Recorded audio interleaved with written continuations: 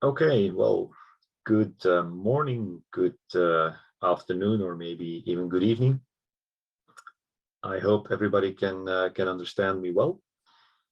And so I'm Tim de Boeck, and we're in this session today on API security. And I'm going to give you an approach, let's say, to API security that is actually based on risk. Hello, Tim. Before you do that, I can maybe provide a short introduction to you and this session, if that sounds good. There was a bit of delays for me to be able to join as panelist, so I'm here now. So I'll just give a short, brief intro before we can take it away. So hello, everyone. First of all, welcome to OWASP AppSecEU 2022 and the Exhibitor track. My name is Kristina Devochko, and I'm a volunteer in the OWASP community, and I will be your moderator for this session today. During the next 45 minutes, you will be listening to Tim de Boeck, who will present the session on a risk-based approach to API security.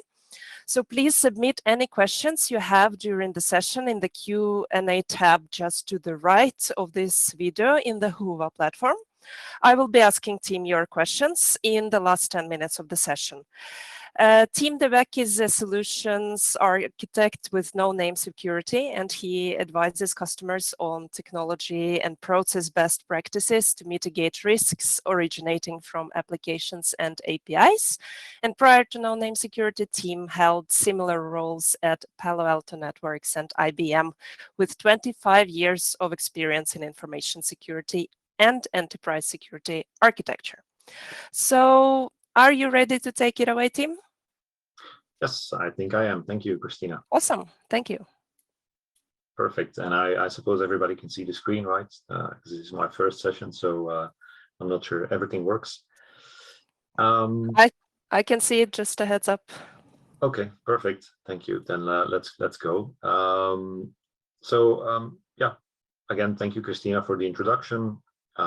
The idea for this session is to give you an insight into API security, but we're going to take a risk-based approach.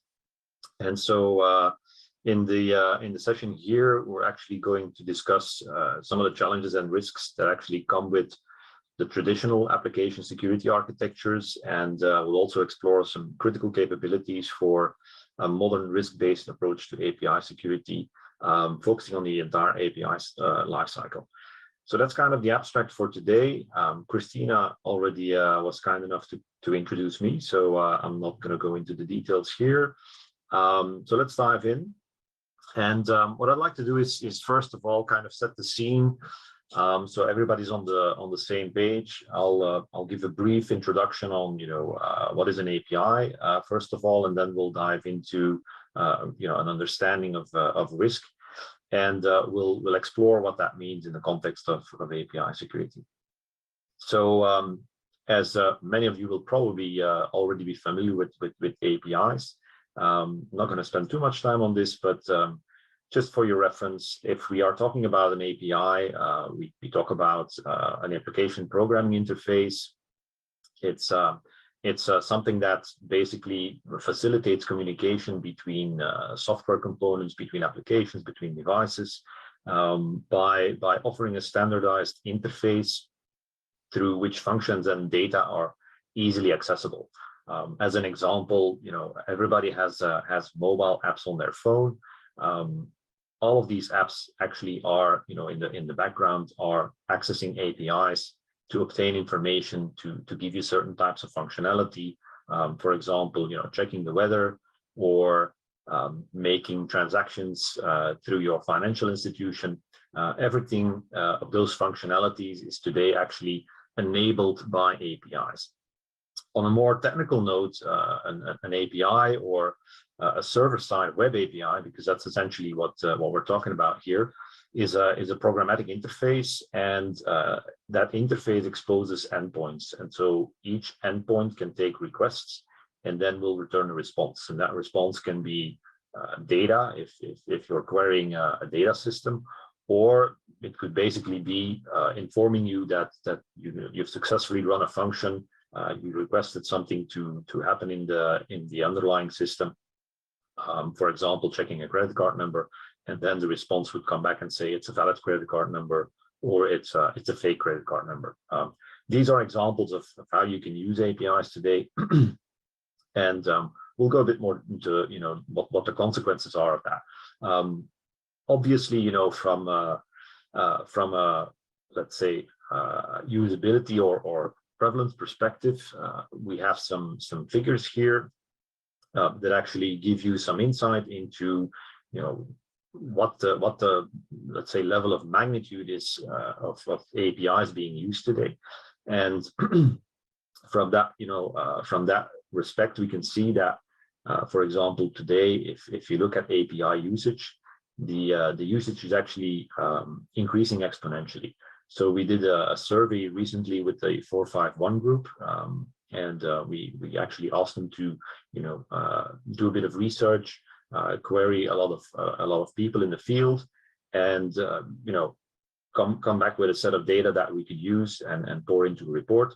And so from the report itself, we actually see that over the last 12 months, for all the people that we've interviewed, they saw an increase of over 200% of APIs being created and deployed in their environment. Now, with that greater use, that greater sprawl of APIs, you can obviously expect that that will trigger an interest from people with rather malicious intentions. And so we also see that attacks against APIs are increasing. And so again, from that same study, we recorded that basically in the last 12 months, 41% of the respondents had actually seen or experienced an API security incident. And out of those 41%, 63% actually experienced a data breach or data loss as a result. Now, if you do the math on that, that actually means that 1 in 4 of the people that we interviewed was actually the victim of a data breach caused by an API security flaw or an API security vulnerability. 1 in 4 over a period of a year, that's not an insignificant number. And so it's also for that reason that you can see analyst firms like Gartner really basically saying that APIs are the next big attack surface when we look at threats from cyber criminals, for example. And so Gartner in one of their latest reports, where they look at the cyber threat landscape for 2022, they actually designate APIs as high momentum attacks, which means that they're no longer anecdotal. So it basically means that these are attacks you should take into account for the next couple of years, and they will not decrease; they will only increase. So that's kind of a bit of background on where we are with respect to APIs, and now I'm going to explain a little bit about how we're going to see this in the context of risk.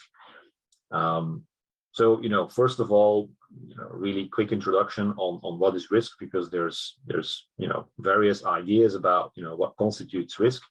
And I've taken some definitions here from NIST and from FAIR and from ISO. They are slightly different, but also in certain ways the same. Basically, NIST and FAIR, they see risk as a function of certain elements, and those elements largely are the let's say the likelihood of occurrence of a certain event that might happen, and the adverse impact that event has. So that's what NIST basically has a definition for risk. FAIR, which is an institution that looks at risk quantification, basically includes also the assets and the controls that you have. But in the end, it basically comes down to the same thing. You are at a chance of suffering from an event that would cause an impact to your organization that may be significant for the organization. ISO takes a bit of a different angle. They say risk is the effect of uncertainty on objectives, and in a certain way that also applies to what we're going to discuss here. because right now, if you look at API security, there is, I would say, also a lot of uncertainty about what API security should be in order to, to be successful in mitigating risk. So that's kind of, setting the scene, and I'm going to go a little bit more into the details now, just to basically take you on a journey and explore risk a little bit further, and then see, how we can apply that to how it relates to API security.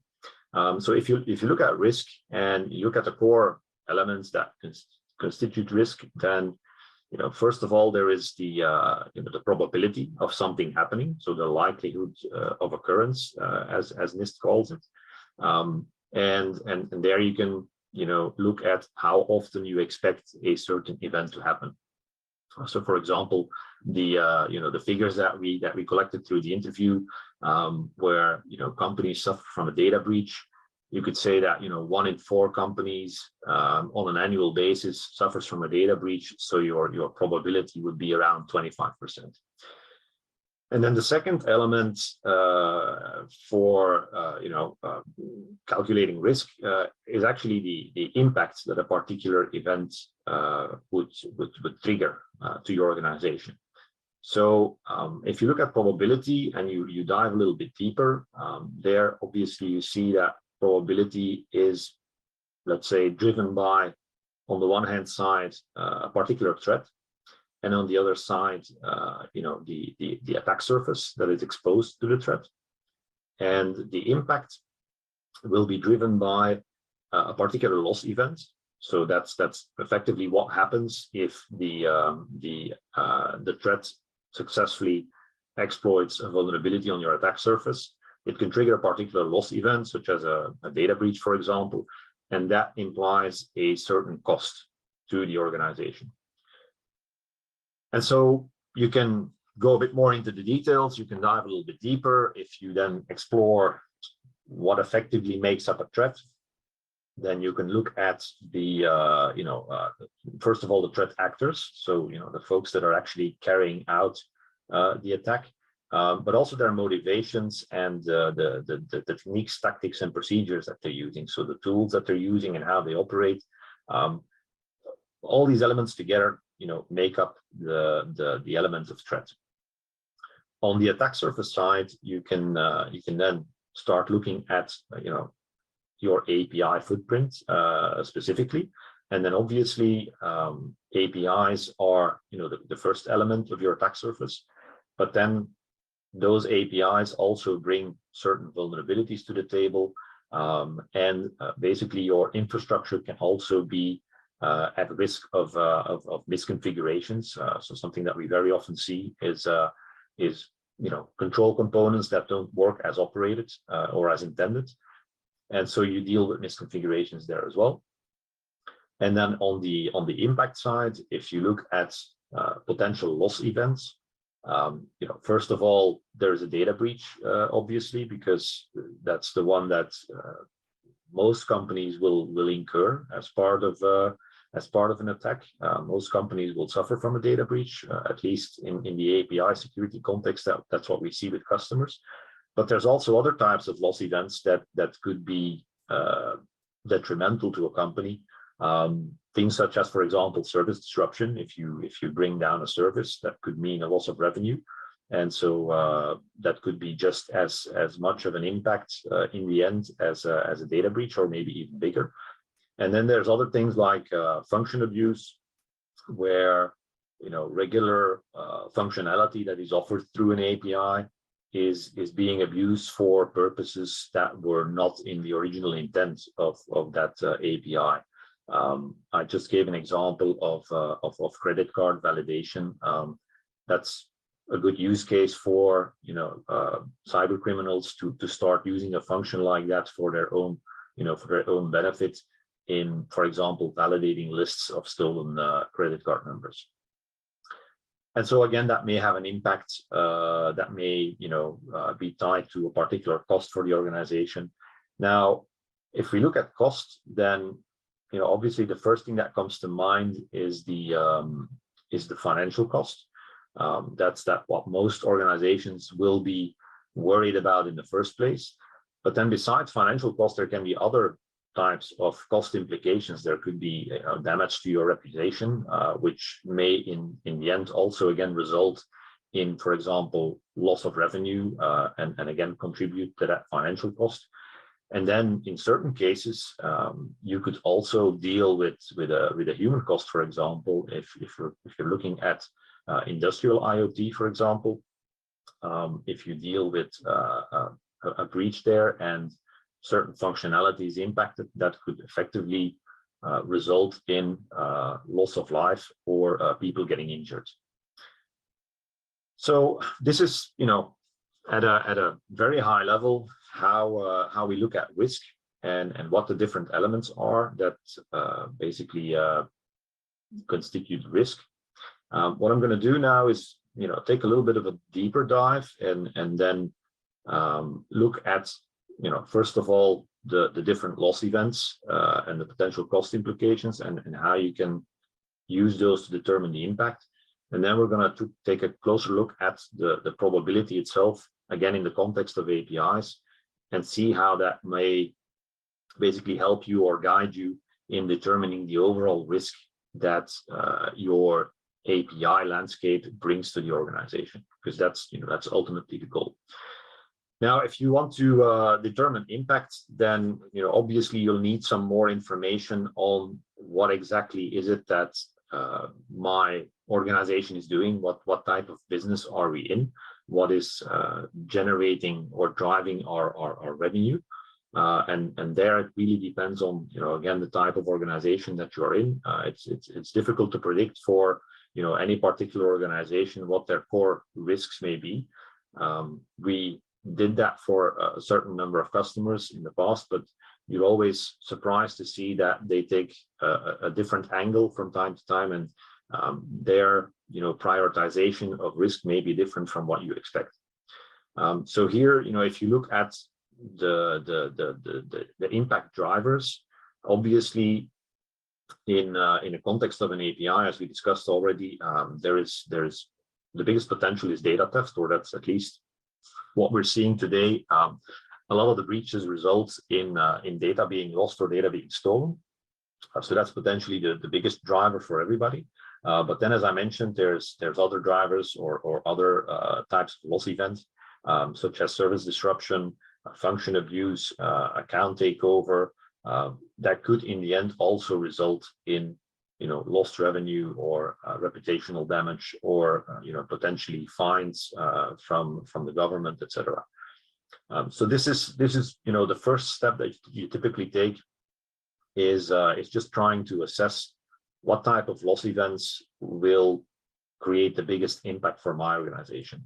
And you can say, for example, a retail company may suffer more if ordering is disrupted, whereas a bank will typically focus more on financial fraud. But again, some of these loss events may be very specific to your business. Others may be more, broadly applied, and data theft is one example. Now, if we then look at probability, and this is something where you'll have a lot more elements to deal with. If you now look at probability and look at what you need to know in order to estimate the probability or the likelihood of occurrence of a successful API attack, then first of all, there's the threat actors that you need to be aware of. Now, these threat actors are no different from threat actors that we see in other types of attacks, like for example, ransomware attacks. You have cyber criminals; they're in there for monetary gain. You have hacktivists that basically look, in the first case, to create brand damage. Then you have nation states with nation states which are, let's say, far more experienced and equipped, and in many cases they will, their first core objective is to gain a competitive advantage over other countries, for example. And then you have opportunistic hackers, let's say, where you actually don't really know what you're going to face. It more depends on the type of vulnerability they can exploit. So that's on the threat side, and then you have, of course, the attack surface itself. And there, the first element to take into account is the APIs that you have. There can be, many different types of APIs in your environment. You can have managed APIs. You can have shadow APIs that you don't know about, that they are still up and running. There may be unmanaged APIs. There can be third-party APIs. Each of these will offer a certain functionality, whether it's to the general public or to your partners, or maybe to just internal employees. But each of these are a potential target for the threat actors that we just discussed. And then besides the APIs, obviously, you also need to focus on the vulnerabilities that that can be exploited on the vulnerabilities, the misconfigurations that could be present because of these APIs in your environment. And so that actually brings us to, let's say, the first challenge that we observe in, let's say, the organizations that we talk to, is that there is a lack of awareness about what effectively today is important to define or to help define the API attack surface. And so the reason there, or let's say the observation that we see, is that that lack of awareness is basically preventing companies from, in the first place, making the right assessment of where their risk lies related to their API landscape. As an example here, I've taken the well-known OWASP top 10, where if you ask around during customer meetings, for example, pretty much everybody is aware of the OWASP top 10. But if you then say that there is a counterpart, basically, that is specifically focusing on API issues, then in many cases you can see that people are not aware of the fact that there is an additional API top 10, and they're even far less aware of what makes up that top 10. What are the typical issues that you see in an API environment? And so while there are similarities, there are certain types of issues that actually exist in both, or that at least make the top 10 in each of these lists. These are the ones that I've highlighted in green here. You also see that there are quite a few issues that are really specific to APIs, such as the broken object level authorization issue, which currently still stands at number 1, which is the most common vulnerability, or the most common problem that leads to data breaches these days. And so, this is already the first challenge that we see, is because you don't know of what actually is important to know when we talk about API security. It's very, very, let's say, difficult to assess or to get a good estimation of that probability, right? Where are we vulnerable if we don't know what we're looking for in terms of vulnerabilities? So the first thing that we absolutely need to tackle is the awareness problem. And then, of course, you can start diving into what is exactly needed. But then the other thing is that if we look at, for example, the OWASP API top 10, for us, this is a starting point, right? This is something that every company should be looking at today. But it's just a starting point, right? It shouldn't be the end goal. You can't say, I've now covered the items in this list, and now I'm going to be perfectly safe from API attacks, because that's not how obviously security works. This list dates from 2019, so it's not that old, but obviously things change, certainly in the domain of security, and we can already see that there are other issues that are going to surface in the next coming years in terms of API security that are currently not in that top 10 list. But so again, from an awareness point of view, this is a a good point to start. Just do the reading and look at what applies to or what might potentially apply to your environment. Now, in order to actually get there, I'm going to go through an exercise where we're going to look at a particular threat scenario, and we're going to look at, in this case, a scenario of PII data theft. Again, in the context of how APIs might contribute to such a scenario.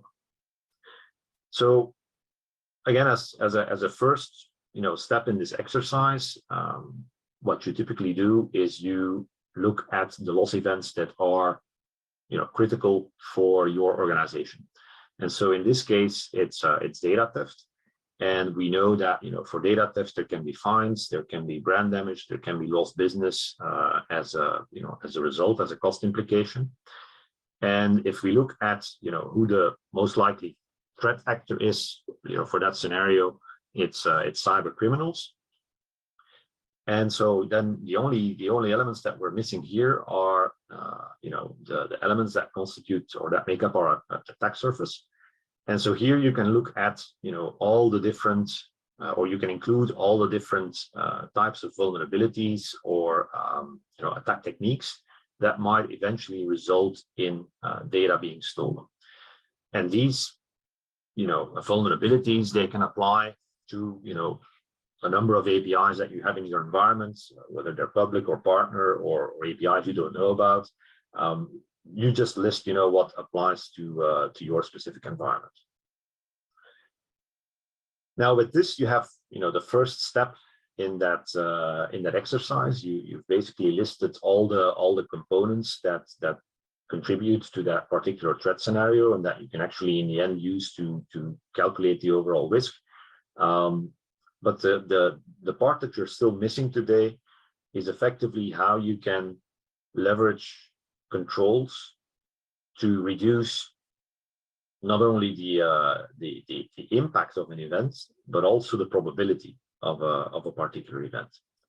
And so, before we go into going to assess or to try to estimate the actual likelihood of any of these elements in our specific scenario, we're going to need to take a look at what controls can actually be of use for this particular scenario. And so this is just one example, by the way, data theft, because it's the most common one. There's other scenarios as well, such as account takeover or service disruption. But obviously the methodology is the same. You always make up what elements you need to contribute to that particular threat scenario, and then you're going to look at the controls that you need to effectively mitigate that particular risk. So this is essentially where we start talking about controls. The controls are there to help you mitigate risks, to limit the probability or the chance of something happening in the first place, but also to help you limit the potential impact. So making sure that if there's a data breach, for example, that you can detect it early and prevent maybe many records from leaking out. So if you keep it small, the ultimate cost will effectively also be reduced. Now, if we again look at the example of data theft, then obviously certain controls will come to mind. What I've done here is I've actually taken the NIST CSF as a framework here, where we look at these 5 pillars, these 5 stages: identify, protect, detect, respond, and recover. And so for each of these stages, we're going to list the type of outcome that we want to have that will then help us complete that threat scenario exercise. And so, for example, for identify, the questions to ask is, do I have the tools to perform an automated API inventory and make sure that as part of that inventory, I also identify the data types that are exposed to these APIs. We're talking about data theft here, so we absolutely want to know what APIs could actually contribute to the risk of data being stolen. or data being lost. And as part of the identification phase, we also want to look at the vulnerabilities that essentially could contribute to that type of loss event. In the protect stage, we're actually going to look at the controls that you can use to protect your APIs to really prevent attacks. So here you need to take into account, what do we have in the OWASP top 10 in terms of critical vulnerabilities or vulnerabilities that are most likely to be exploited, and how do I protect against that with my current control set. Okay, and then you have the detect phase, which is, I would say, equally important, and there we absolutely want to have a capability that helps us identify a data breach early.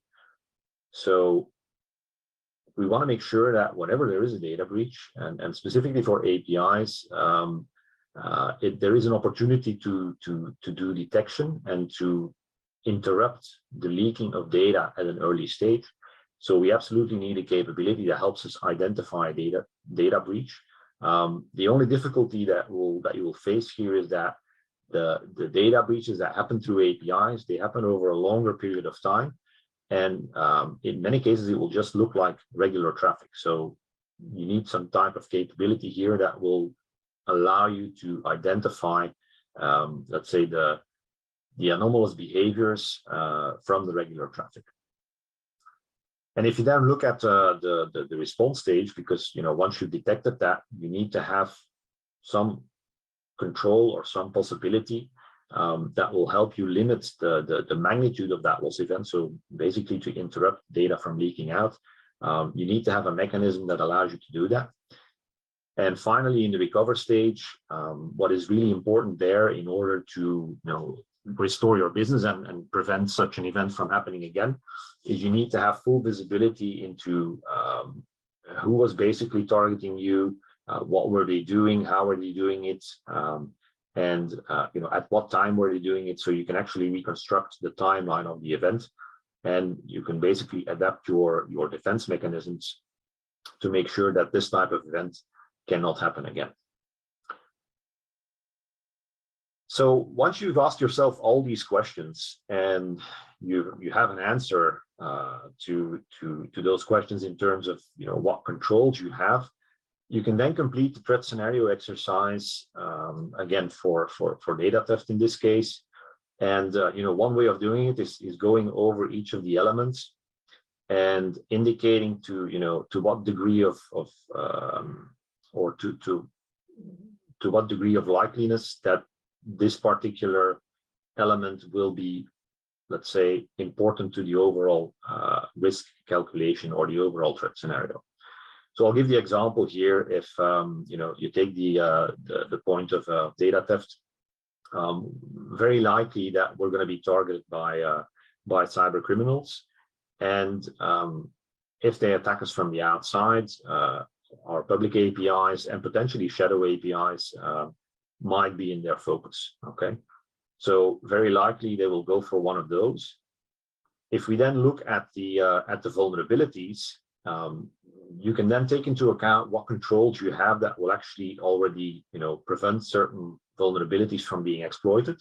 For example, if you have a good authentication control in place, then you can mark that one as green, as it's not likely to be an initial target. Same, for example, for injection attacks. If you have a web application firewall and that's been put into protection mode, then you can have a certain level of guarantee that injection attacks will not work, will not succeed. But for other types of vulnerabilities or attack techniques, you may not have a control, or you may not know that you have that particular vulnerability. And as an example, broken object level authorization, as I already mentioned, is one of the most common vulnerabilities being exploited. It is also very difficult to, let's say, protect against it from a traditional point of view, from a traditional signature-based approach. You need other mechanisms that will actually help you detect such an attack based on how your APIs actually work.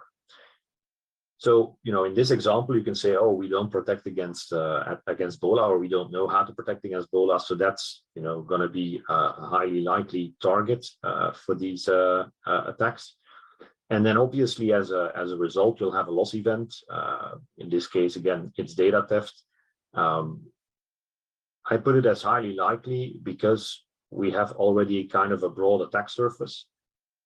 There is a good chance that this loss event will happen. And if it will happen and we don't have the right controls to detect and mitigate it, then obviously it will result in a serious financial cost. So that's how I typically go through, an exercise like this.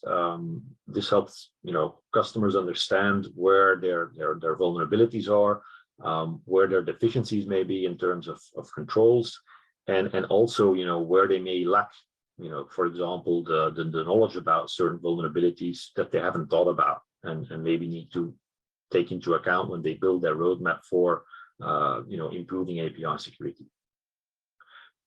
Now that essentially brings us to another set of challenges, and this is where, again, we see with a lot of customers that there is let's say a misconception about what controls are actually useful to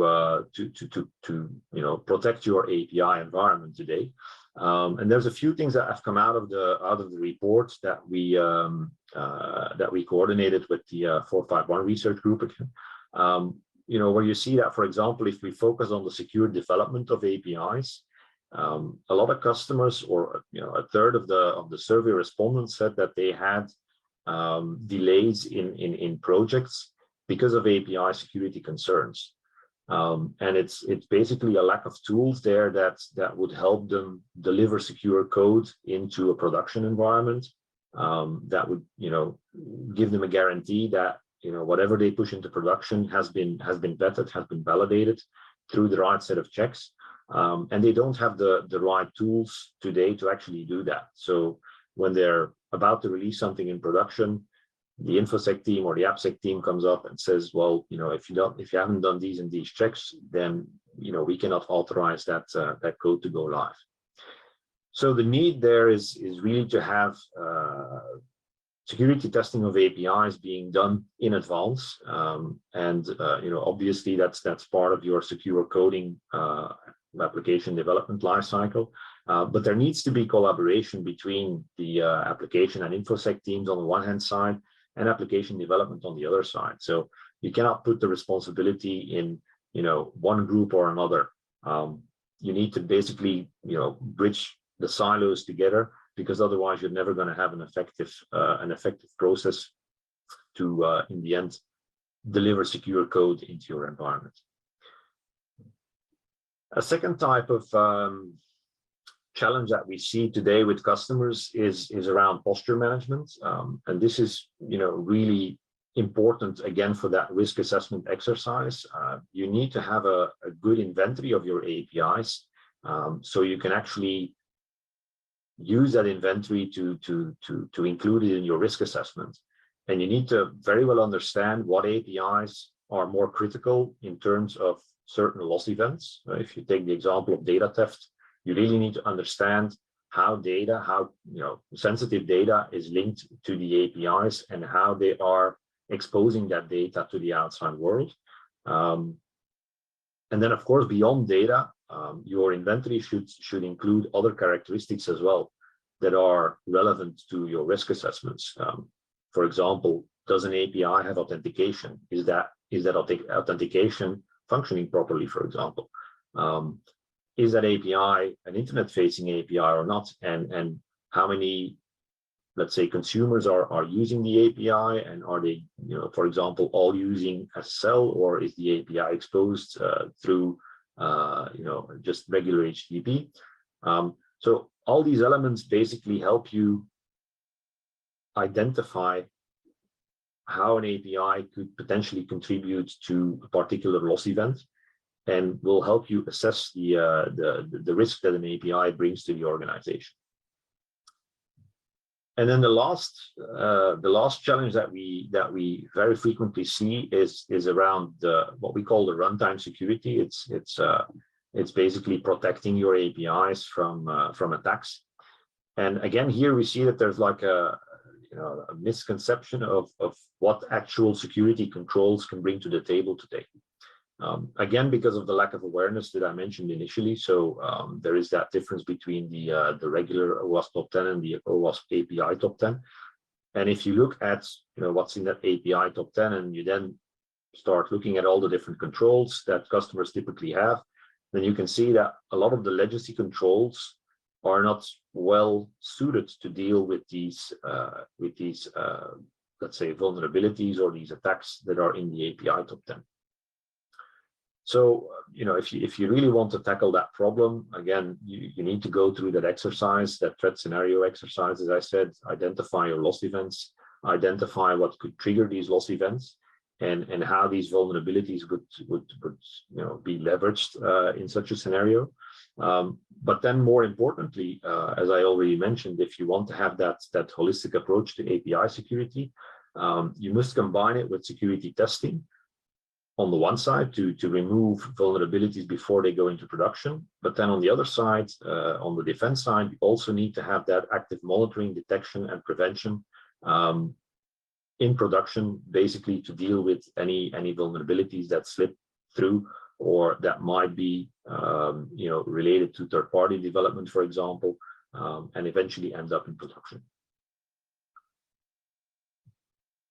So in terms of recommendations, if we now again look at our NIST CSF framework, what is required for each of these stages, this is a pretty comprehensive list of let's say outcomes that you must realize through your controls. And so again, if we talk about the identify stage, it's important to really identify every API, including all the data linked to the API, including the misconfigurations and vulnerabilities, and that will give you a good idea how to rate the probability of something happening, of the probability of an API being breached.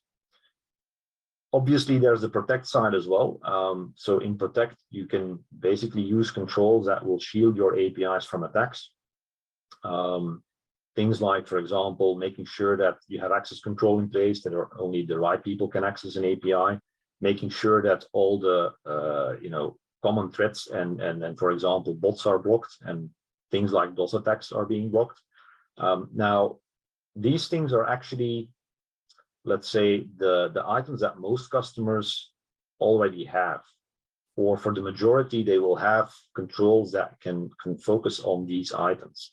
And it's there that the misconception lies that if we have this in place, then we are protected.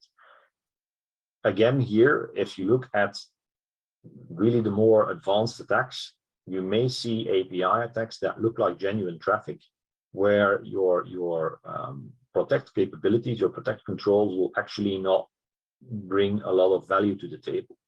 And so that's where we move to detect and respond. Because for those type of attacks, for the more advanced attacks, like attacks that actually target business logic flaws, you need to have a model where you can actually look at transactions, API transactions, over a longer period of time, and basically filter out the anomalies that you see from the analysis that you're doing of all that traffic.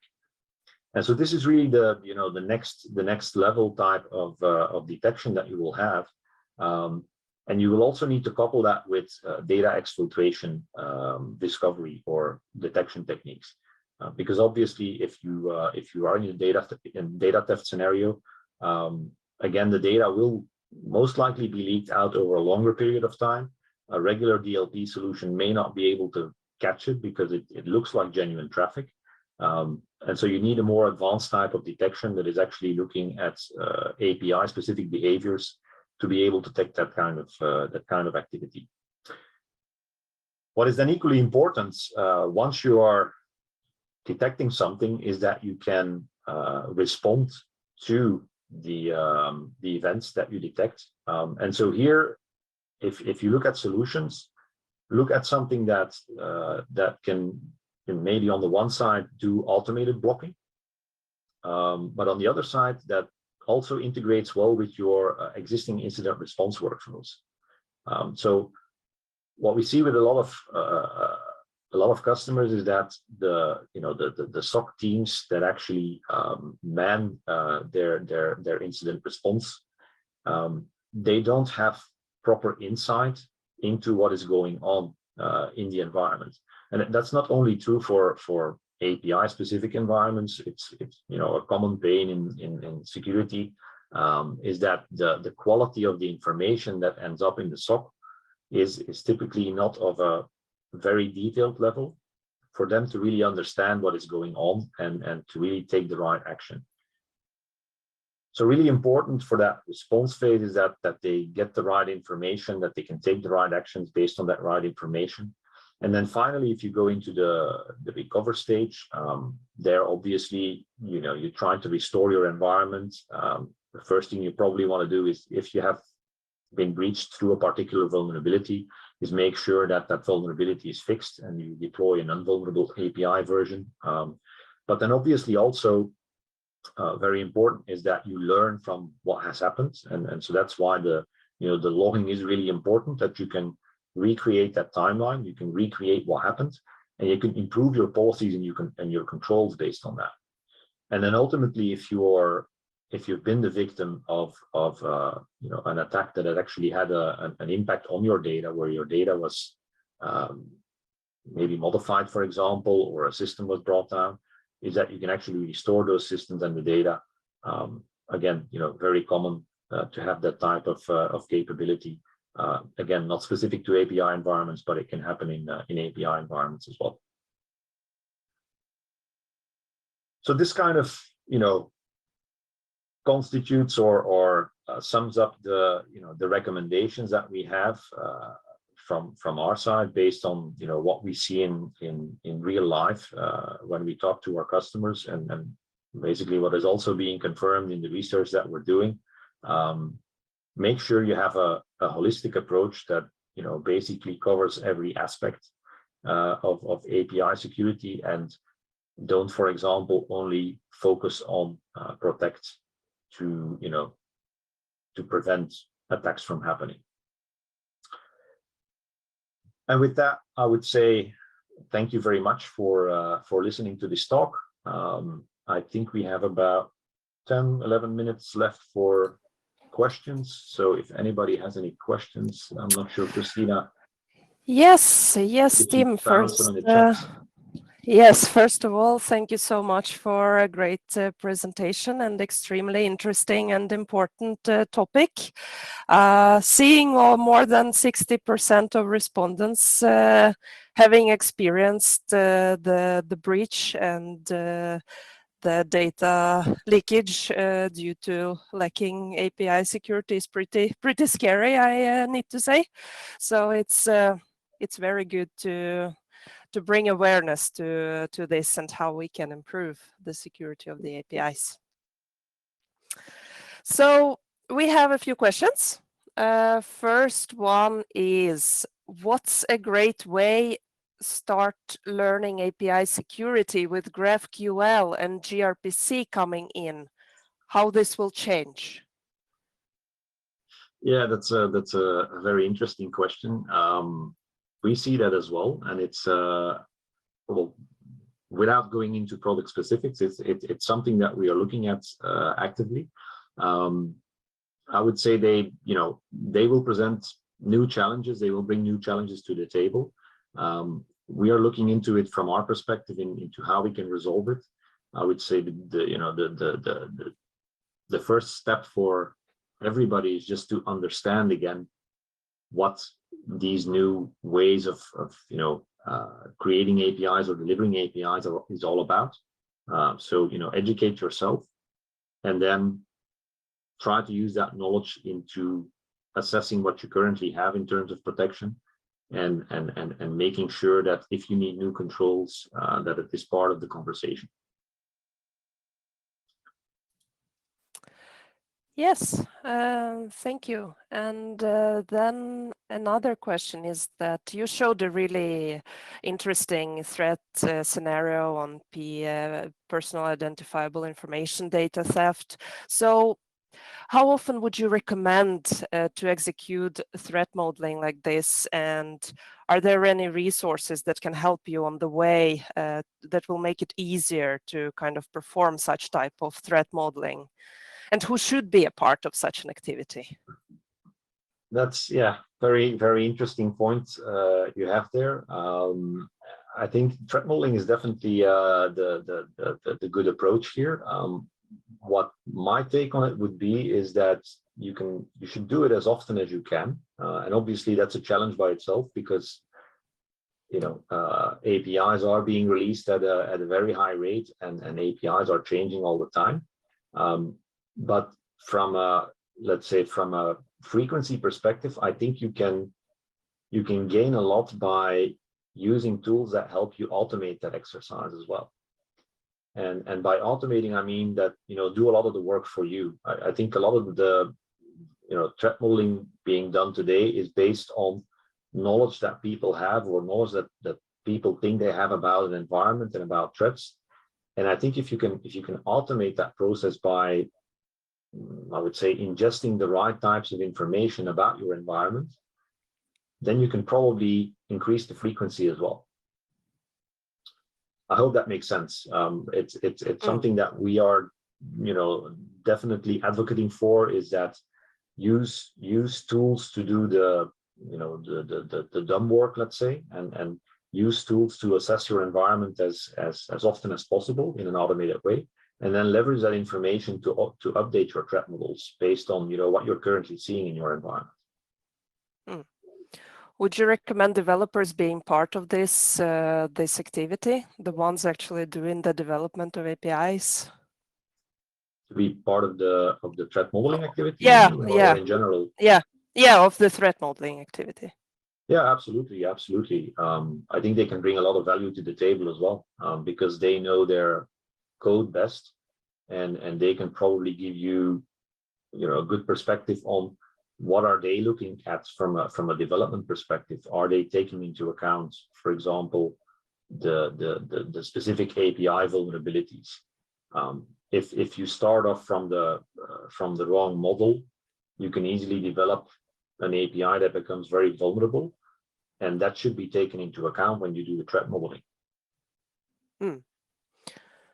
Yeah, sounds really reasonable. And while we are talking about developers, right? So you mentioned during your session that sometimes, or very often, you have the tight timelines, and developers are really focused on kind of getting the functionality delivered and as soon as possible and before the deadline. And then you may face these situations where, for instance, a security team or security champions can say, hey, but this was not validated in this and this way, and we can't allow it to be released. And then the developers get really frustrated because they needed to get it out in production for the customers yesterday, right? So so it is a challenge to make developers also be really conscious about security, kind of fully understanding the focus of it. So do you have any recommendations on how you can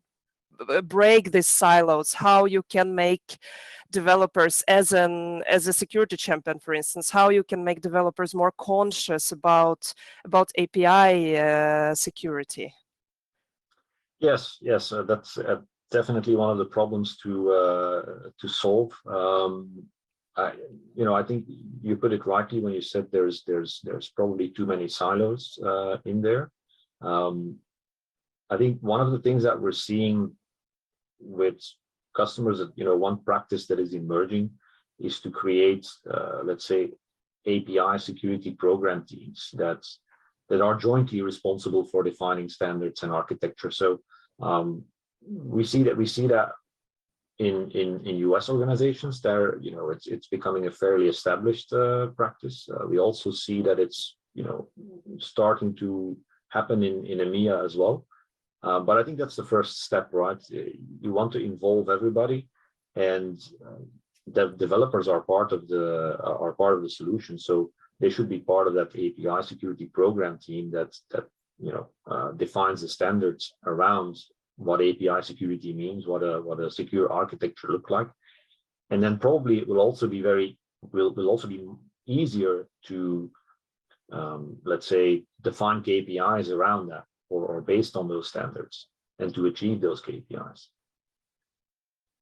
So collaboration is definitely key here. Yeah. And shifting left, I guess, to start doing the security evaluation, the evaluation of potential threats of these APIs you are going to create before you actually start creating them. It is also sounds like a good idea. Yeah, absolutely. But when we talk about shifting left, indeed, it's on the one hand side making the developers more aware of the security implications of the code they write, but it all starts with the right framework, right? And they also need to have the tools to to be able to validate their applications or their APIs against specific vulnerabilities. One of the things that I mentioned quite often already is these authorization problems. That is basically a result of the wrong initial architecture. And sometimes developers are not aware of it, right? Because they develop one piece of code into a broader set of APIs. And so you need to have some testing tools at the end that can tell you whether or not you are vulnerable for these, for these specific exploits against your APIs. Yeah. Absolutely. And then I think we have time for one last question that just popped up. The question was about any tool recommendations you have, which we are talking about here. That's also a fair question, I would say, and I cannot speak for the tools that we offer, of course. Yeah, I guess it's a bit of a tough question to ask in this case. Yeah, I would say base the tools that you use on the risk assessment exercise that you're doing and on the vulnerabilities that you're trying to detect. Because you have tools like the SAST and the DAST tools. They all have their use. They will all target certain vulnerabilities. But in the end, it comes down to, which ones are really important for me and for my organization. Again, depends on the risks that you're trying to mitigate, right? Absolutely. Yeah. Yes, but thanks a lot, Tim. I think we've been through all the questions and we just have a minute or so left. So I would like to thank you once again for a really interesting session. And thanks to all of the participants who have joined this session with us today.